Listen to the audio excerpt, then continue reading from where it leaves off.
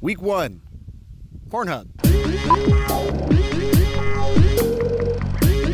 I'm Sam Sutherland, a person on the internet, and every week I am trying to distract myself from the non-stop horror show of being online by celebrating one thing that stokes me out. The essence of this idea was stolen from Demi Adejuibe, who apparently stole it from Ezekiel Kweku. Because nothing on the internet is original except for this. It's very original. Please never watch Idea Channel.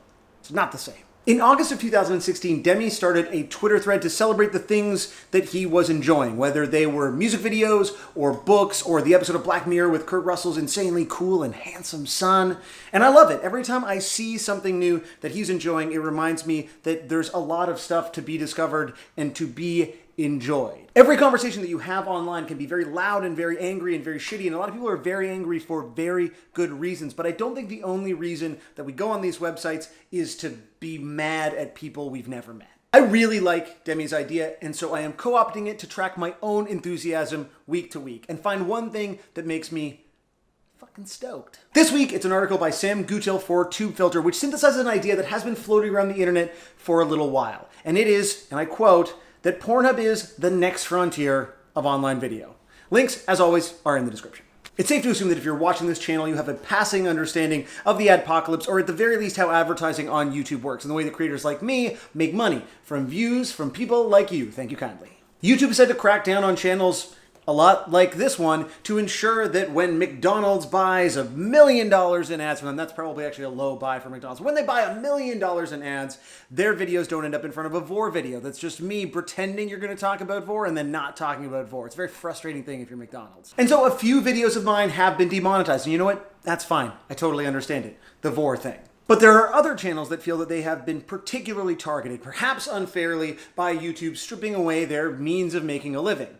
One of those is gun channels. In March of this year, InRange, which is not surprisingly a gun channel, announced that because of YouTube's restrictive advertising policies, they were migrating all of their content over to Pornhub. Pornhub functions in a very similar way to YouTube. They offer a split for people uploading their content that is apparently a little bit more attractive than what you get on YouTube. On YouTube, I might get 55% of the ad revenue on this channel. And apparently on Pornhub, I could get a good 80%. So look out for Not Safe for Work, This Exists. Just me. Wow. InRange's move onto Pornhub followed a series of Reddit threads that began pondering this idea in the wake of the adpocalypse. Could non-porn creators move their content onto a site that is already so edgy that you shooting a gun is maybe the least offensive thing being shot that day? The back end is already there. It may come as a shock to some of you, but a lot of people consume pornography on the internet.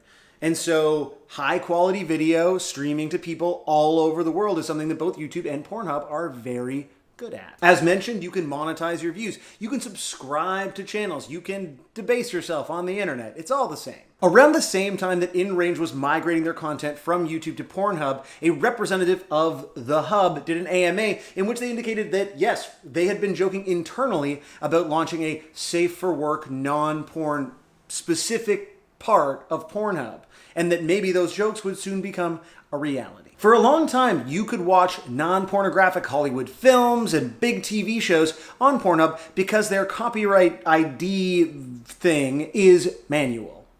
It's a funny joke, actually, I guess. Unlike YouTube, which would recognize very quickly if I tried to upload Return of the Jedi in its entirety, Pornhub had Return of the Jedi in its entirety up for a long time. Along with John Wick 2, Big Sick, there's still multiple episodes of Cowboy Bebop if you get there quickly enough. And that's because Pornhub needs you to complain manually when your copyright is being violated. It's not just an automated system, which I guess is, not great if you make pornography. Which brings us to an unavoidable part of this conversation. YouTube is owned by Google, which is owned by Alphabet.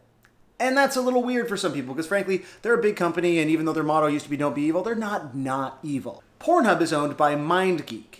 And MindGeek owns basically every tube site, in addition to owning most of the major porn producers.